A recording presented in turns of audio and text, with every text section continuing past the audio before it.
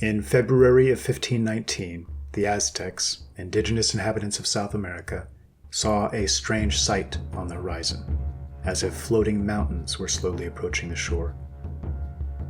They lacked the contextual reference points to recognize these massive ships for what they were, and it must have been an incredible experience, as confusing and disturbing as it was exciting. Montezuma, the god-king essentially worshipped by his own people, believed, like so many around him, that this new arrival was their god, Quetzalcoatl, returning at long last. Quote, "He has appeared, he has come back. He will come here to the place of his throne and his canopy, for that is what he promised when he departed." End quote. He viewed the new arrivals with an awestruck reverence, and instructed his subjects to do the same. One by one, they paid this reverence to Cortez by kissing the ground in front of his feet, as they lavished him with the greatest gifts the sizable empire could muster. However, they then produced several human captives. Attempting to please the new arrivals, they sacrificed them in their honor, believing they may want to drink their blood, as was local custom. According to all accounts, the Spaniards were disgusted, and things quickly degenerated from here.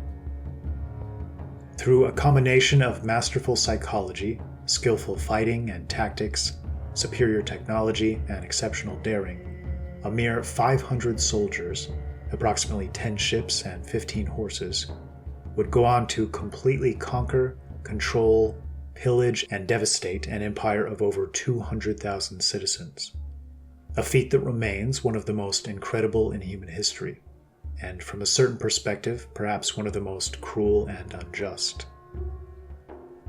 The looming, relevant question, one that seems little discussed and so often swept under the rug in our strange times, is why Aztec leadership was so certain that these men represented their gods, returning as promised after such a long absence.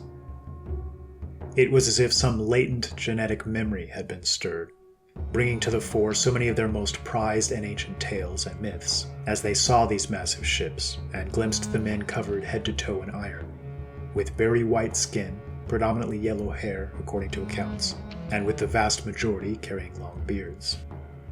This facial hair wasn't an inconsequential thing.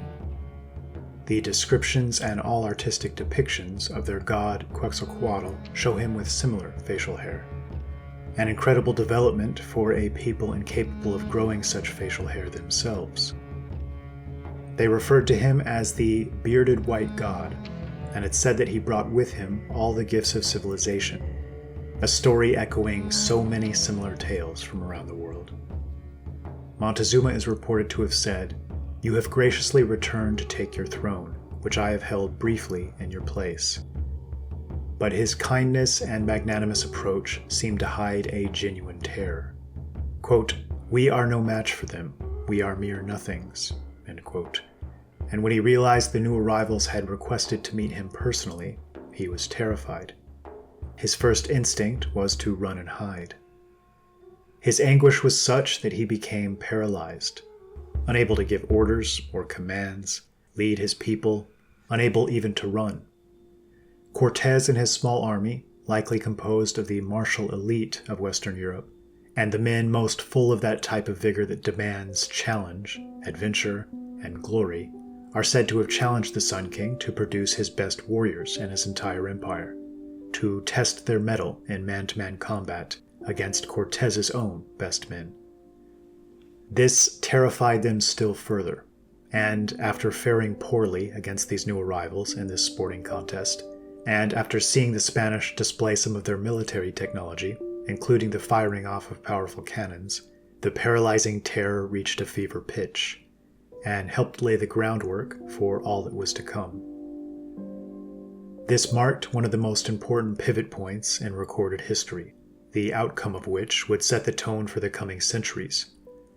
A meeting of two almost wholly distinct peoples, from vastly different backgrounds and cultures, separated still further by a nearly impenetrable linguistic barrier. We so often dismiss the accounts of peoples like the Aztecs or Mayans or Inca, along with several other cultures, as they speak to their origins and myths and history. as if these stories are purely fanciful invention, as if they know nothing of their own history, and simply crafted these stories out of thin air. A perspective that seems strangely hypocritical for a modern academia that increasingly seems so eager to reject European historical accounts and embrace all testimonies from those with whom they dealt. Though perhaps this is part of the issue here. The accounts of their past and the origins of much of their most foundational technology and cultural achievements selflessly gives credit to what seems to be a foreign element, arriving on ships from faraway locales. Even today, many tribal elders openly state, especially with regard to the Mayan and Aztec empires, that the great pyramid structures and megalithic constructions weren't of their own creation, and they do so in a matter-of-fact manner and with full confidence, as if this history and these truths were passed down in a direct, unbroken line through the generations. There are two takeaways I think are most important and relevant here with regard to our subject at hand.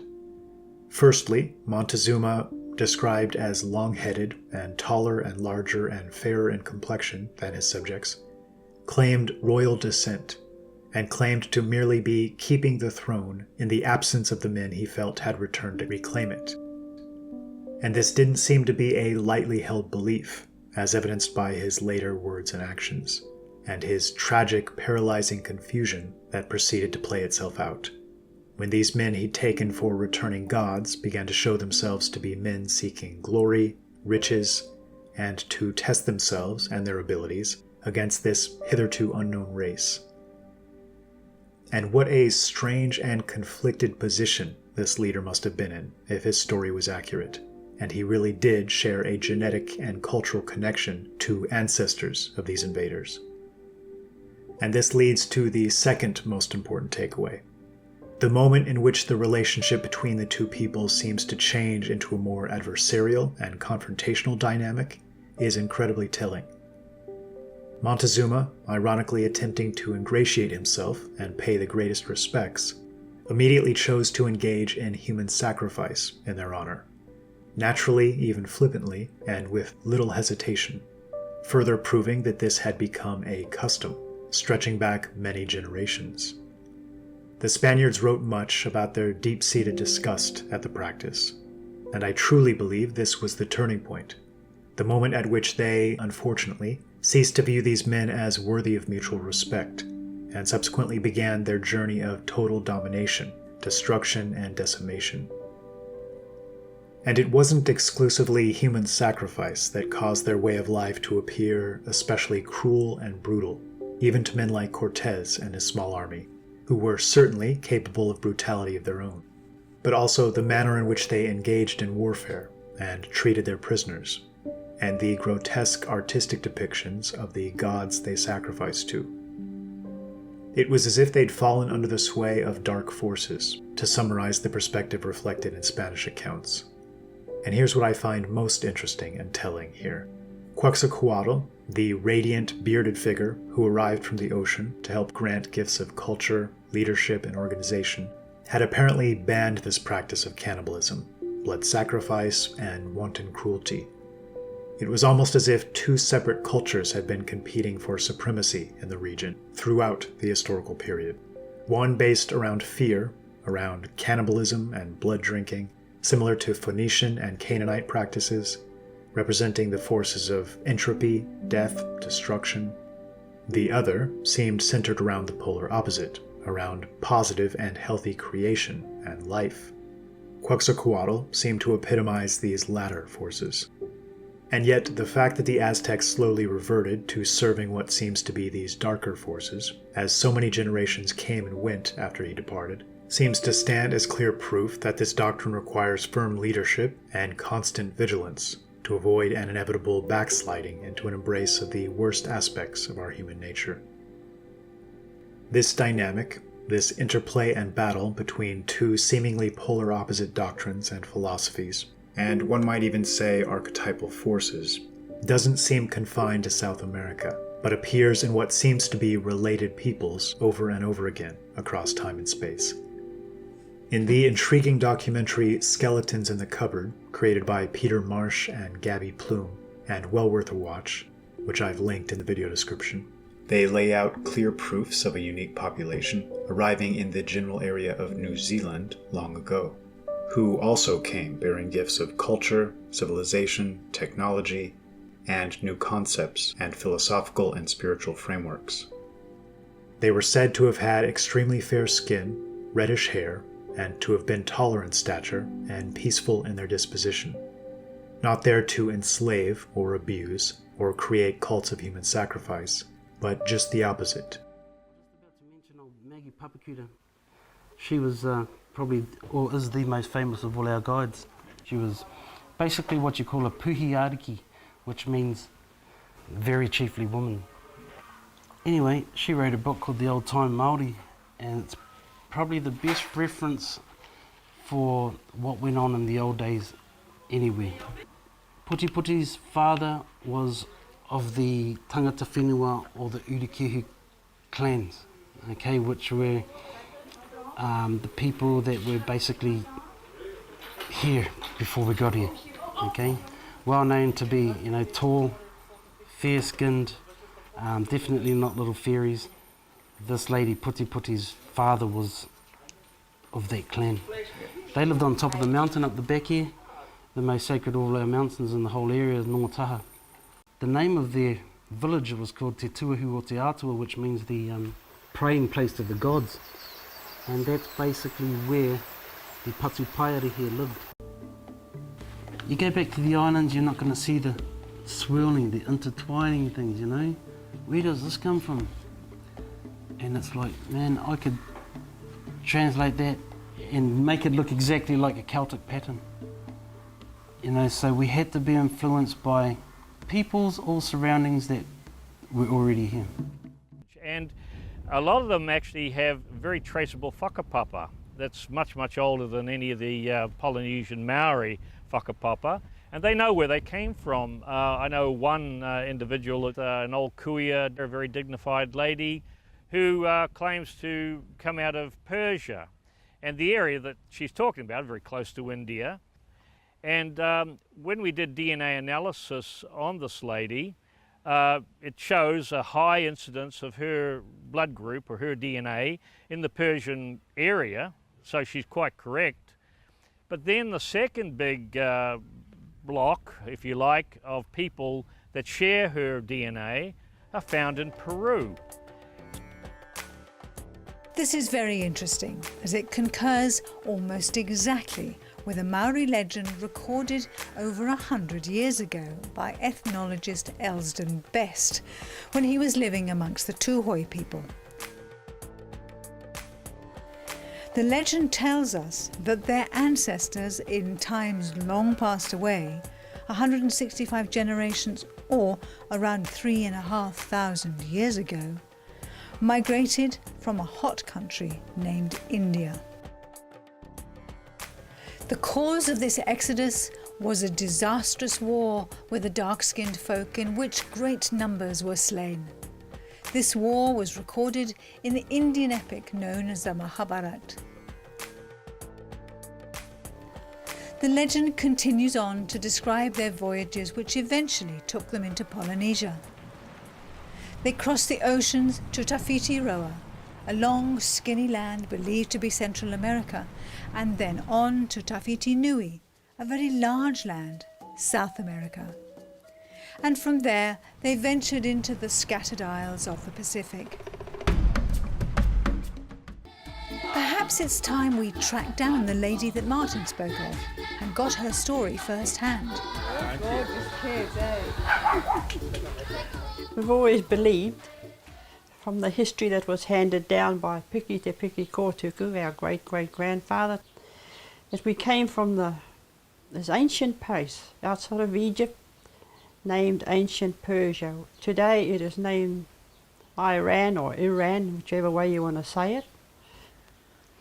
Well, when I told my family, they were proud when I told them that they came from ancient Persia. Some of them said, "Oh, are we Arabs?" I said, "Well, actually, we'd be described as being Egyptian." Yeah. more than Arabs. There they are. Hello. This is only some of them. I got 64 together. Yeah, that's Expensive grandchildren, Christmas. greats and great-greats. We're quite proud of it. We wonder what motivated Monica to publish her story. Well, in 2006, I was at the hearings, and this witness was saying that we were no more, that Ngāti Hotu had been wiped out, eaten out. Well, it was quite hurtful hearing this story, and I was sitting there and I thought, oh, hell with this. I'm going to take this through the Waitangi Tribunal and prove that we still exist. And I gave my history, the history that was handed down from Te Piki Kōtuku. And the judge at the time, which was Judge Wainwright, she put it on the internet and it went worldwide, and there was a lot of hits came back from everywhere who knew of the people of Ngāti Hotu. And it was seen by the e-Local magazine, who took up the story. And from there I did my DNA with the Geographical Society DNA Registrar. And that DNA was sent to America to be analysed. And it proved that we were of Ngāti Hotu, and every bit of the history I gave at the Waitangi tribunals was correct word to word. And my DNA took me, it went to Germany, into Russia, America, among the Inca people. Now, in Peru, there's a cave there. There's painting in the caves that depict the Ngāti Hotu people being chased out and getting into their boats. But to me, from my DNA, we came straight here after leaving Peru, after being driven out. In South America, there is plenty of evidence of native people with golden hair and green eyes. For example, the Oricano, the Paracas redheads, and the Chachapoya blonde-headed cloud people of the Andes. Waitaha is the name of the people who have been in this land for many, many generations. 67 generations ago, Rakai Hotu arrived here. The Waitaha people were here for many, many years before the arrival of large numbers of Maori people. They lived in small scattered communities right throughout the length of these islands and offshore islands. Well, we facetiously sometimes say that Waitaha welcomed the Maori, and we did welcome them. But eventually, in time, we were, I guess, overrun. And because the last remnant populations were in scattered places, and because the colonial historians who came to these lands didn't ask, didn't inquire, the stories have remained in the shadows. The Redheads of New Zealand are not alone. There are legends and documented records of early explorers meeting the red-haired people throughout the Pacific. For example, when Captain Wallace on HMS Dolphin visited Tahiti in 1767, they noticed that over 10% of the population were white-skinned with golden hair, especially on the islands of Huahine and Ra'ietea, a name that originally meant the white-skinned people of Ra. But I think a female skeleton out there was somewhere in the vicinity of 7 foot or a little bit over, and there were some male skeletons found that were taller than that. Whenever these skeletons are found, they're turned over to iwi and destroyed. And you found that the old people, if they thought you were worth talking to, would take you aside and they'd tell you all the old stories. So we just knew what the history of the country was directly from the Maori kuias and elders themselves. Came back to New Zealand in 1974 and noted that there was sort of an enforced amnesia being put over the people of the country, where we just weren't allowed to know that old history anymore. And it seems we were being led to forget all of that for somebody's political agenda or for political expediency. And I knew it to be false, and I watched as our older history books were taken off the shelves of the libraries and replaced by sort of a new wave of Marxist history books that negated all of that former truth. And mind you, all these books that have been written up of Ngāti Hotu, they all go to the fiction shelf today. A great many people say we don't exist. The law of this land says we don't exist. The Minister of Treaty Settlements says we don't exist. But we are here, our oral traditions are here, still alive and well, and resting with people who are carrying on that tradition. We've kept our history to ourselves. We would never have told it. No use telling it, because no one would believe you. They just think you're a crank and a nut pot. But this is what is going on, you know. Our institutions and the brainwashing is going on. They've rewritten New Zealand's history. From Wellington? Yeah. And that's iwi or? Oh, it's governmental, departmental control. They don't want anything pre-Maori or pre-Tasman to come out. It was easier to sweep us under the carpet. Because today our fight is really against the Crown, not the Waitangi Tribunal itself, or the people. You can't blame the people when they got, you know, when they've got the power behind them. If we could have a Royal Commission inquiry and get the true, you know, academics in New Zealand and the groundwork people, do a complete, all the evidence is there.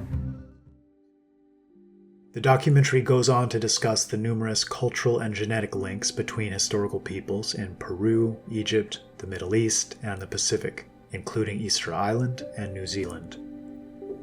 And interestingly, as I was finishing part 2 in this series, Brian Forrester was releasing a video positing a theory that the now famous Cloud people of Peru seem to have the strongest genetic connection to the area around the Black Sea, and that he believes them to have traveled from the approximate region of modern-day Western India, or Eastern Iran, which of course fits in perfectly with what we've just heard from the Watana matriarch.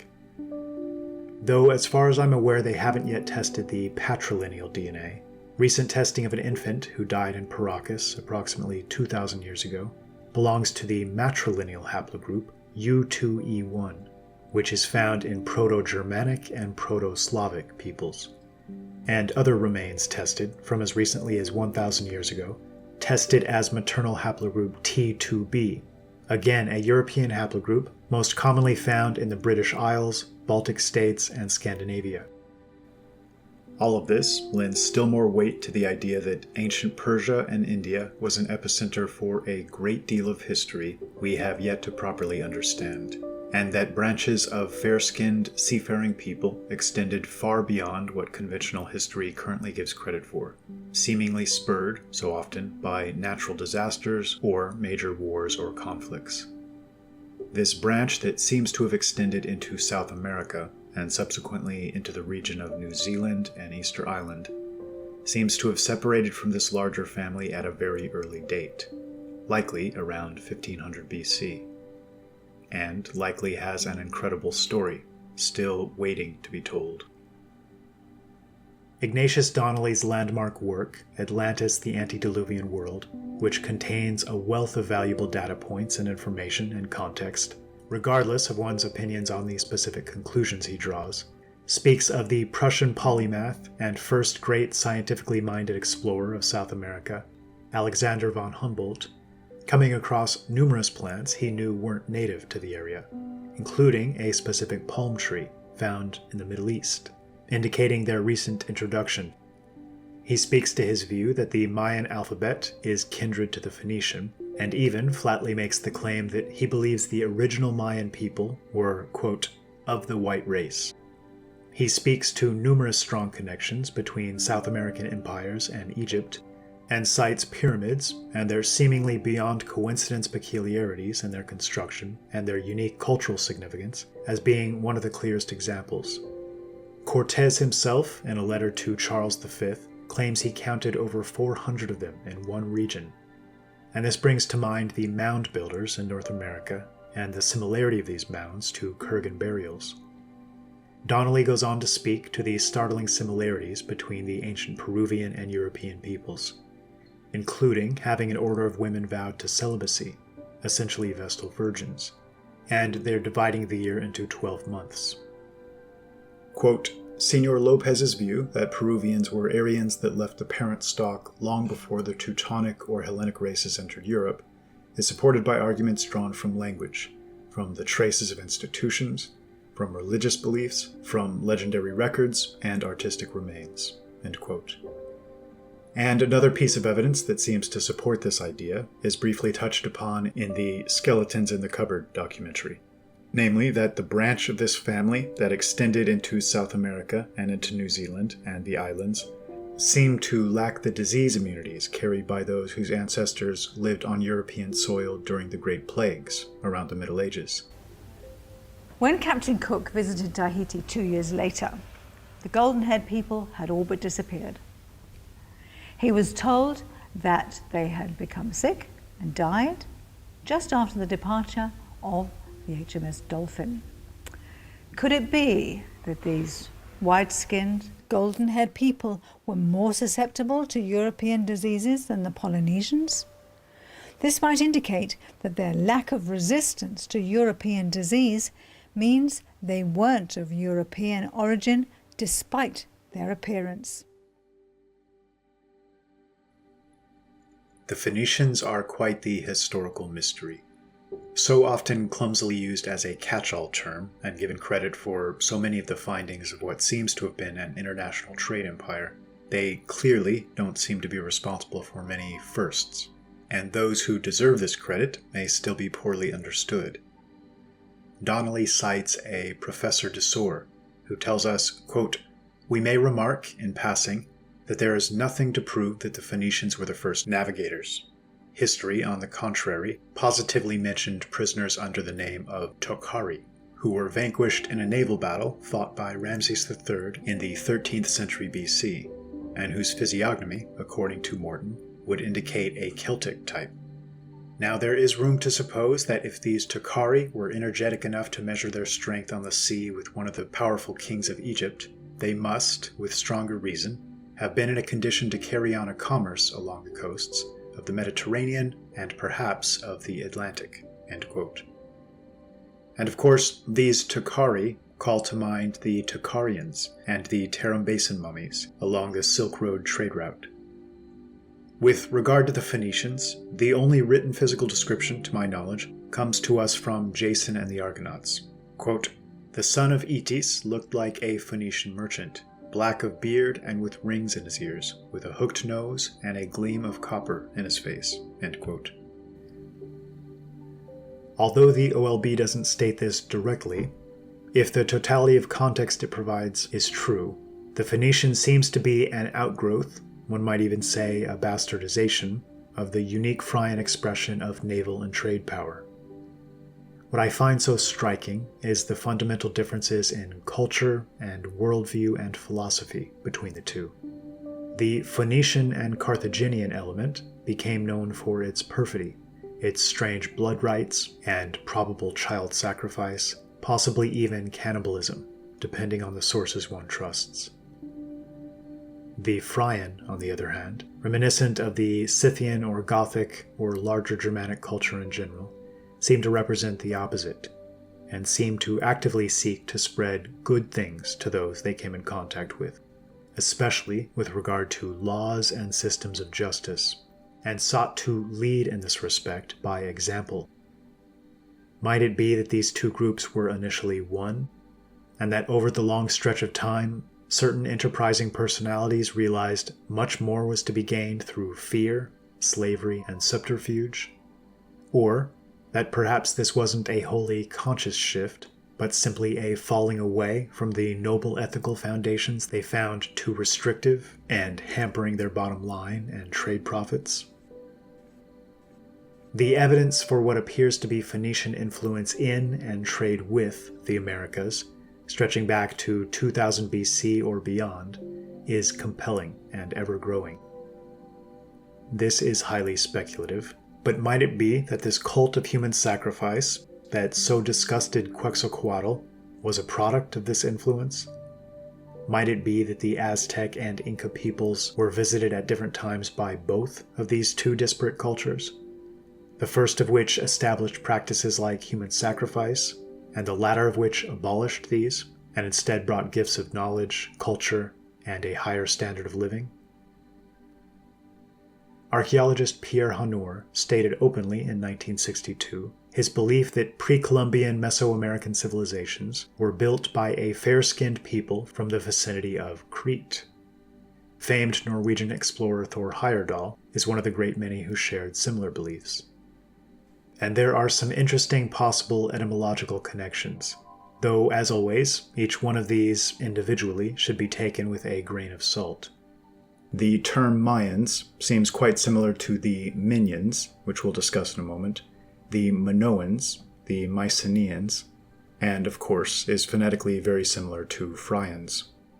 The Perus, spelled P-U-R-U, represented a confederacy of Rigvedic tribes involved in the major, quote, Battle of 10 Kings in ancient India, and King Porus is even speculated to have received his name accordingly. The OLB speaks to a sea king and Fryan captain named Inca, who chose to sail off into the unknown and wasn't heard from again. And the Mayan god Kukulkan is so similar to the Irish Cuchulainn, or Cuchulainn, that there's now open speculation that they may represent one and the same cultural tradition.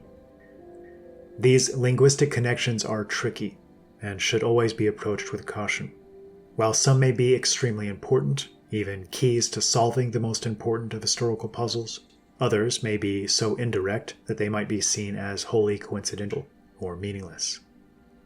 But I have no doubt that the key to solving so many of the questions we face is a deeper understanding of language and its development. The term Ralda for God, or the Allfather or Allfeeder, is connected to our world, though this world meant much more than merely earth in their manner of usage, in the same way that mind refers to something much more than a physical brain. WR connects to OER and UR, which in German is a prefix meaning original or most ancient, and brings to mind that first and most powerful city in recorded history, whose dynastic line, interestingly, ruled over a confederacy of city-states. And I find the term all-feeder to be an excellent one, evoking the concept of the divine feeding into and flowing through all creation, with mankind, at his best, acting as ideal conduit, and representing the only creation we're aware of, with consciousness enough to spark desire for higher consciousness. Much like the Phrygian connection, the Sumerian connection is a bit striking, especially when coupled with Waddell's research, comparing Sumerian, Egyptian, and Indian kings lists mentioned in the last video. The Sumerian link is fascinating, and there's far too much on this subject to cover in this video. Their foremost stories and myths, when stripped of the specifics and reduced to their essences and core elements, have countless parallels with the stories and myths of Northern Europeans. Lugal was the Sumerian title for their nobility, their kings and rulers, which again calls to mind the aforementioned Tuatha Dé Danann and the aforementioned Cuchulainn's father, the legendary king and savior figure Lugh, pronounced Lu, who, according to Wikipedia, is associated with rightful kingship. Lugh, or Lu, refers to the Celtic word for light, very likely connected to the Proto-Indo-European luk, meaning to shine, the Old Frisian word loga, meaning flame, and to the Greek logos. An all-important factor to understand in attempting to piece together these aspects of history is that in cases in which there was a minority population representing a different racial or cultural group relative to those around them, over the generations this element is bound to all but disappear and become mixed and subsumed into the larger population, perhaps leaving strong cultural or linguistic traces insofar as they were dominant, but certainly not maintaining ethnic homogeneity. The term Scythian, much like the label Yamnaya or Aryan, has become something of a vague and muddied label. As a result of their habit of leading male-only war parties, in contrast to the later Gothic wagon trains, which included women and children, into foreign lands, and undoubtedly mixing, to some extent, with the native populations. Only the Royal Scythians prohibited the enslavement of foreign peoples. The others, over time, gradually became something of a fundamentally different people, both culturally and genetically. Yet, unfortunately, for our own sense of modern clarity, are still referred to simply as Scythians by modern historians. They might even be thought of as something of the land-based Phoenicians in this context, though because they weren't nearly as interested in trade or accruing wealth, they seemed to hold on to many of the nobler aspects of their cultural heritage, even as those that didn't push west but remained in the steppe regions slowly became more genetically Asiatic. I tend to agree with the author Anthony Radford in his claim that the Scythians were, quote, the horsemen of the Slavonic regions that were originally considered part of Freya's race and culture before the first disasters, end quote. The emphasis here should be on originally, which perhaps explains why there now exist so many varied and sometimes opposite or contradictory accounts of who these people were. And the same might be said of the ancient Indians, Persians, Phrygians, and Greeks. Alwyn Ravenheimer wrote the book Chronicles from Pre-Celtic Europe, which is largely about the Oera Linda book and the spread of this seagoing empire it references. In it, he makes a bold claim. Quote, some of Homer's Greek heroes of the Trojan-Grecian War were Ionian descendants, such as the blonde-haired Achilles, Ajax, and Ulysses. Dares, from the Trojan point of view, also describes their heroes as having had fair complexions and blonde hair, such as Alexander and Hector. It would appear that the Trojans were essentially of Phrygian descent, while the Greeks, or Achaeans, were a mixture of Phrygians and the ancient tribes of Greece. There is a distinct possibility that the enmity between the Greeks and the Trojans could have had a racial connotation, with the Trojans having been the more sophisticated or snobbish Phrygian descendants of pure Freya's blood. It is nevertheless clear that Phrygian descendants fought on both sides. End quote. You'll notice Aelwyn Ravenheimer uses the term Phrygian in place of Phrygian or Aryan, or whatever designation one might choose, in describing what seems to be this root lineage that subsequently spread so far and wide. It's worth noting the similarity between the name of those who led the charge to sack the strategically located naval outpost of Troy, the Achaeans, and the ruling caste or family or house of the Persian Empire, the Achaemenids. As Herodotus tells us, now the Persian nation is made up of many tribes, of whom the Pasargadae are the noblest. The Achaemenidae, from which spring all of the Perseid kings, is one of their clans. End quote. It's also worth noting that another name for the forces sacking Troy were the Danans, Dan being a naming prefix more widespread than nearly any other, from Scandinavia to Greece. Beowulf springs to mind, and this is wild speculation on my part, but perhaps the memorable fighting recounted in Beowulf was so significant, in part, because it represented an echo of a similar brother war between the ancestors of these same men so long ago.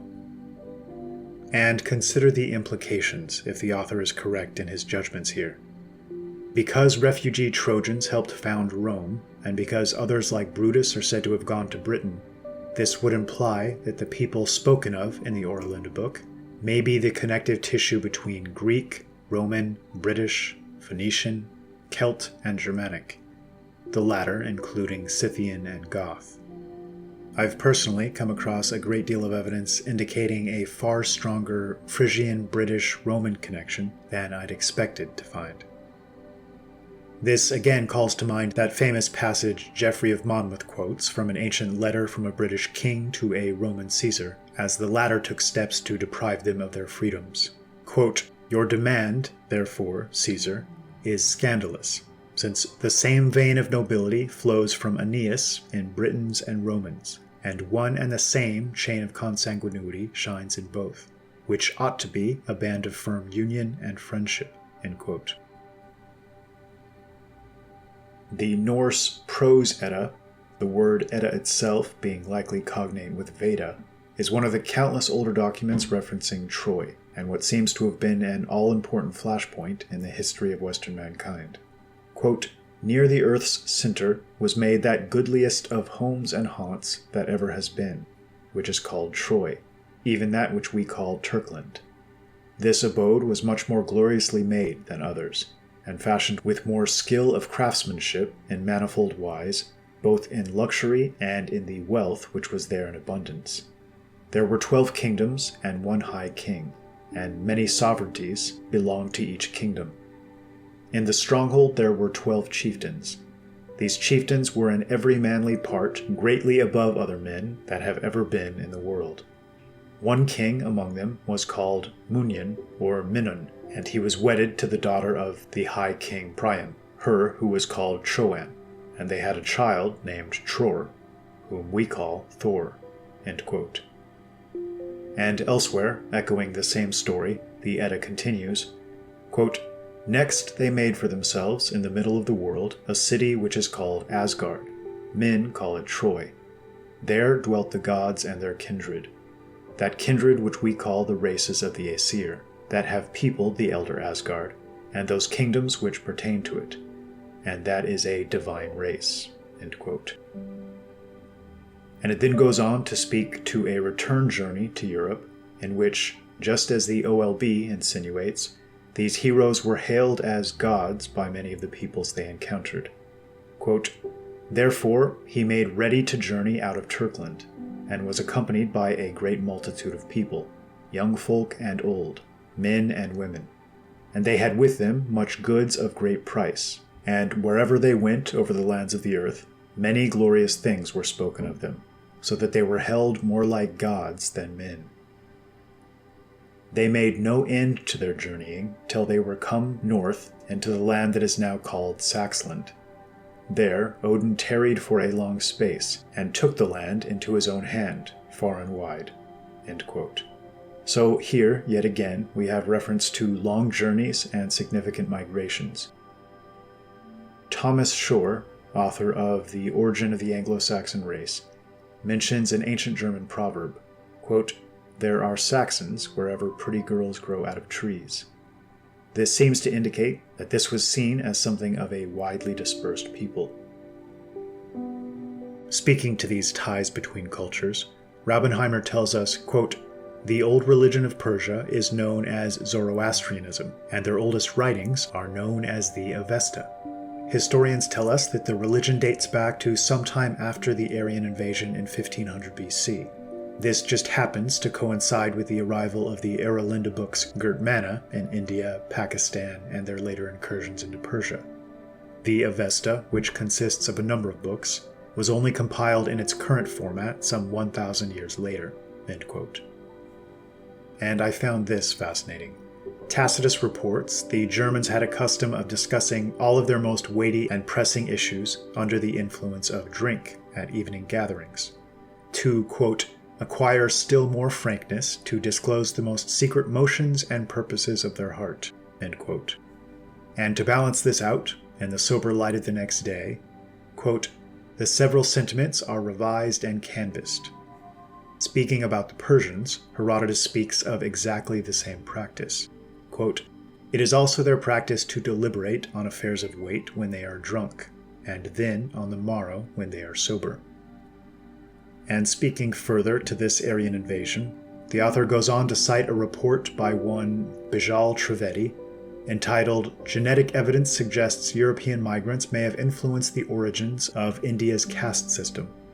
Quote, "A new study has revealed that Indians belonging to higher castes are genetically closer to Europeans than are individuals from lower castes, whose genetic profiles are closer to those of Asians." End quote. It goes on to mention that there seems to be more patrilineal European genetic input, indicating the invaders were predominantly male. Finally, he goes on to make a point I feel is vital, citing a Professor Norman Brown, quote, "The evidence of the Rig Veda shows that during the centuries when the Aryans were occupying the Punjab, and composing the hymns of the Rig Veda, the northwest part of the subcontinent was culturally separate from the rest of India. The closest cultural relations of the Indo-Aryans at that period were with the Iranians, whose language and sacred texts are preserved in the various works known as the Avesta, in inscriptions in Old Persian, and in some other scattered documents. So great is the amount of material common to the Rig Veda Aryans and the Iranians that the books of the two peoples show common geographic names as well as deities and ideas." End quote. Raubenheimer goes on to speak to the Oera Linda being the only work that explains the Germania in ancient Iran connection to the name of Germany as used today. It's also worth noting that Freya is mentioned by name in the Avesta, as are the quote, laudable descendants and posterity of what they refer to as the Freyana house or lineage.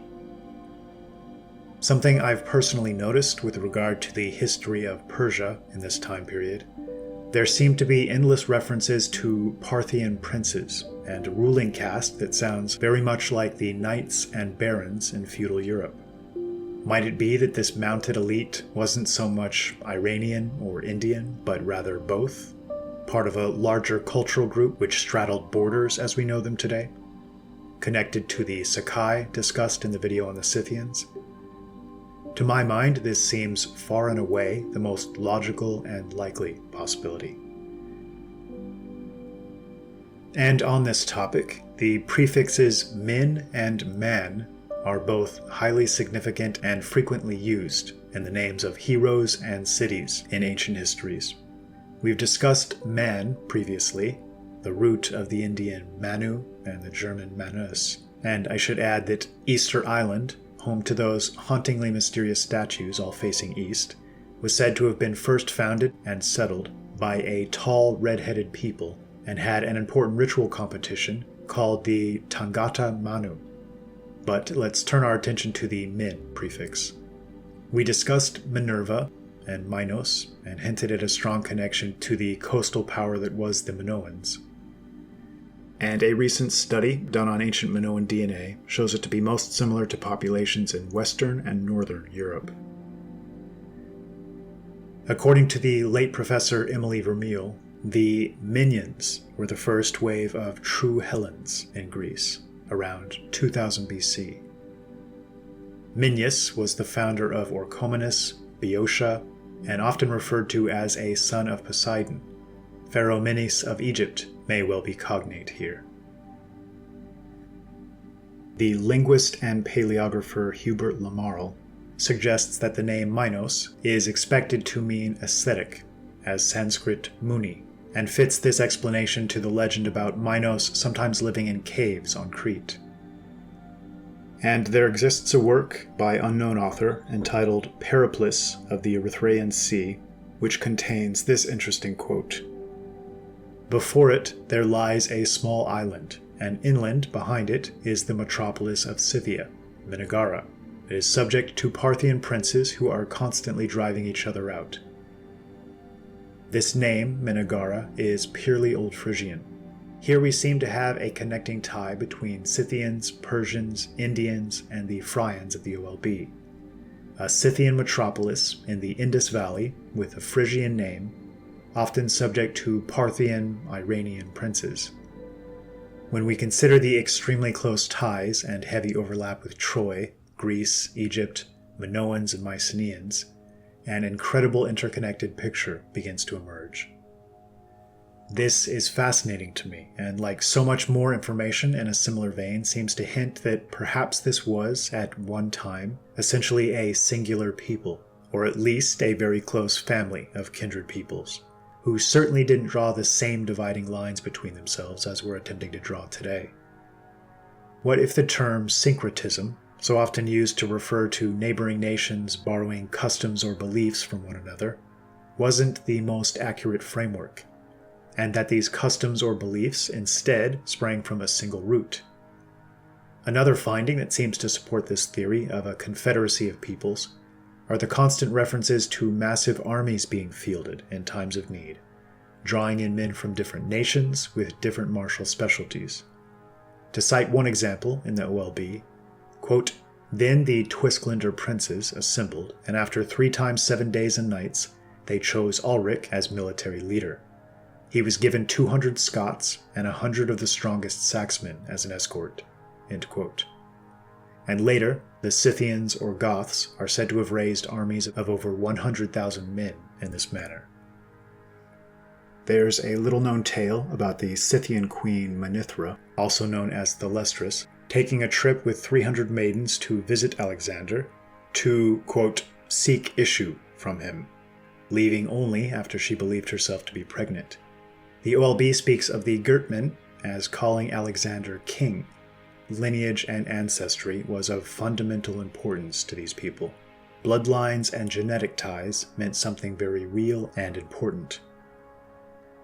And consider these mounted warriors, whether it be the Aryan invaders that swept into India, or the Parthian princes so often mentioned, that seem to represent an aristocratic ruling class. Is this not something of a mirror image of the knightly caste in feudal Europe? Being part of elite cavalry regiments was the surest signal to the world of distinction and good breeding throughout much of Europe, up until just a century or two ago. Intriguingly, in territory in India formerly under Achaemenid control, Alexander meets and defeats a renowned warrior, King Porus, as he and his men push into northwestern India, a man said to have been over 7 feet tall. Details are scant as to the specifics of his background, though tellingly it's said that his vanguard soldiers carried a banner of Heracles. Alexander was so impressed with the caliber of the man that he left him in charge of a vast swath of territory as he departed. Heracles, also known as Hercules, seems to be a foremost example of the ties that bind these brother or cousin peoples together. Alexander's own famed lion helmet was of the lineage of this same Heracles, who was, of course, a hero to the Greeks. Quote, "the greatest of Greek heroes, a paragon of masculinity, the ancestor of royal clans who claimed to be the Heraclidae, and a champion of the Olympian order against the chthonic monsters." End quote. Roman emperors, too, identified themselves with Hercules, and Tacitus tells us, the Germans, quote, "sing of him first as the foremost of all heroes when they are about to engage in battle." End quote. Dionysus is a similar figure, likely involved in the Aryan invasion in India somewhere around 15 to 1600 BC. Megasthenes tells us, quote, "Dionysus taught Indians several things, including how to grow plants, make wine, and worship. He founded several large cities, introduced laws, and established courts. For this reason, he was regarded as a deity by the Indians. He ruled India for 52 years before dying of old age. His descendants ruled India for several generations before being dethroned and replaced by democratic city-states. The Indians who inhabited the hill country also claimed that Heracles, a Greek deity, was one of them. Like the Greeks, they characterize him with a club and the lion skin. According to them, Heracles was a powerful man who subjugated evil beasts. He had several sons and one daughter, who became rulers in different parts of his dominion." End quote. And speaking of deified figures, this dynamic of an individual from a royal clan bringing knowledge and civilization to the region in this time period is strikingly similar to an OLB account. Quote, "When Minerva explored the land which is called Attica by the inhabitants, she noticed that all the folk were goat herders, who lived on meat, herbs, wild roots, and honey. They were covered with skins, and had their shelters on the slopes, or hellings, of the mountains. Therefore they were called Hellingers, Helens, by our own folk. At first they ran away, but when they saw that we were not after their possessions, they came back and showed a great willingness to become our allies. Minerva asked if we could settle there in peace. That was permitted on the condition that we would help them combat their neighbors, who regularly came to kidnap their children and rob their possessions. Then we built a burg at 1.5 pole distance from the harbor. On Minerva's advice, it was called Athena, because, she said, those who come after us must know that we did not come here by cunning or violence, but were received as allies, or Atha." End quote. The thing I find so unique and admirable about the Scythians, the Goths, the Spartans, the Germans, as recounted by Tacitus, and the Phryans in the OLB, is that their metric for a successful nation wasn't its wealth, or even its military strength or territorial holdings.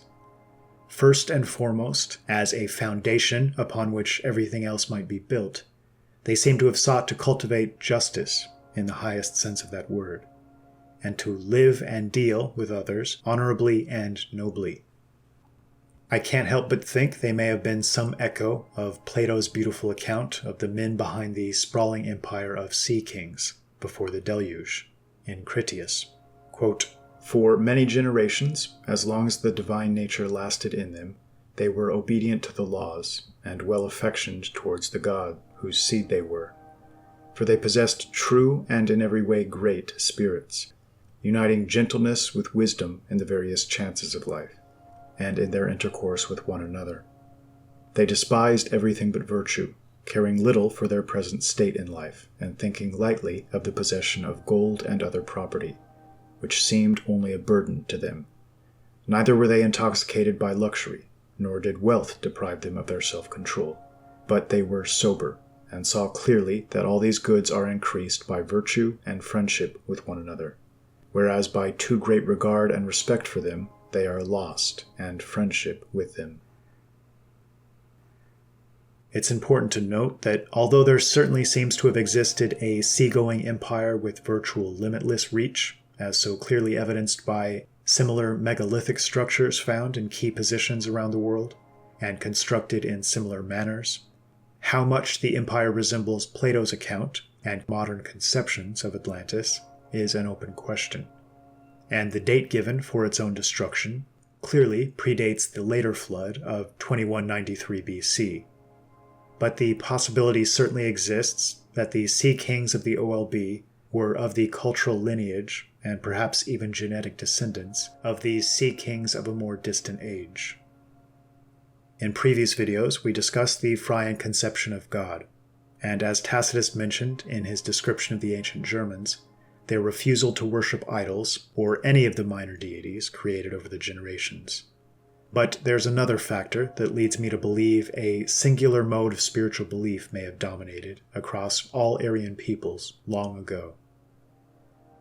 Because languages develop as utilitarian tools to navigate our day-to-day reality, they fail utterly when it comes to speaking to the highest matters, especially the nature of the divine. In what I believe was an attempt to bridge this gap, the most important ancient spiritual texts from Iran to India to Scandinavia employ a creative method, one that I've come to deeply appreciate. Because they believed that the highest conceptions of beauty and perfection were the most pure manifestations or reflections of God in the material world, and because no single one of these aspects could come close to beginning to do him justice, we'll often find a list of several conceptions being used, which, taken together, create something of a new word, in a sense, a new name or label or idea that comes a bit closer to capturing the essence they're attempting to communicate. In the Norse Edda, Gangleri asks about the nature of God. The response is that he had 12 names. The first is Allfather, and the others are things like the Spear Lord, the Far-Speaking One, the Protector, the Destroyer, and so forth. This seems to find almost an exact parallel in the Bhagavad Gita, in which several descriptions, those representing various aspects of power or perfection or excellence or wholeness to the human ear, are listed as different manifestations of the divine. Quote, "Of lights I am the radiant sun, of letters I am the letter A, of senses I am the mind, of immovable things I am the Himalaya." End quote. The Oera Linda speaks of many well-known figures, Odin, Minerva, or Athena, Minos, Neptune, and laments that these individuals, though great and worthy of respect, were deified. Is it possible that the gods of the Aesir, or of Mount Olympus or Athens, or the Vedas in India or the Avesta in Persia, and figures like Heracles, Thor, Ulysses, or Jason and his Argonauts, were simply exceptional human beings, whose abilities as rulers and governors and cultivators of wisdom and culture caused them to become deified and gradually become ever more enthusiastically worshipped, as time and distance in splintered cousin peoples slowly eroded the universal conception of a single All-Father as the one and only true God, leading to hero worship of those figures who are seen as the best expression of this divine nature, a worship perhaps stoked and capitalized on by clever, self-serving priests who saw a clear path to greater power and control by acting as supposed intermediaries. It's striking how many of Europe's leading minds, upon discovery of the oldest works in Persian, Greek, and Sanskrit, felt the most powerful resonance. In many cases, they seemed shocked at how the ideas they expressed felt in no way foreign. German Indologist Jacob Wilhelm Hauer's admiration centered on the Bhagavad Gita, describing it as a work of imperishable significance, arguing that it called on people to master the riddle of life. And speaking of the surname Hauer, to give some idea of the modern Frisian, seen things you people wouldn't believe. Attack ships on fire off the shoulder of Orion. the most recognizable or well-known might have been the recently departed Rutger Hauer of Blade Runner renown, who died in Friesland in 2019. Interestingly, the documentary movie created about the man was titled Blonde, Blue Eyes, and it's not surprising. There is something strikingly unique and increasingly rare about the man's appearance. In reading the OLB in full, one can't help but recognize the subtext and underlying narrative of much of the book appears almost as a battle between those whose natural inclination it is to control and enslave and parasitically feed off of their fellow man, and those that demand freedom and seek to rule and guide in the manner of a good shepherd and lead by example. I believe both of these groups had a much more extensive knowledge of the world than modern historians give credit for, and maps like the Piri Reis and artifacts and structures and myths and stories seem to back this up. The clip played earlier spoke to a likely migration of Celtic peoples from the region of India and Iran, but it's worth noting there's a Scottish legend speaking to the willing banishment of one Tain More by the Scottish King Alexander, along with 95 individuals representing his friends and family. It's said that, quote, men in Tain's lineage were often well over 7 feet tall, and generally had red hair, blue eyes, and fair complexions.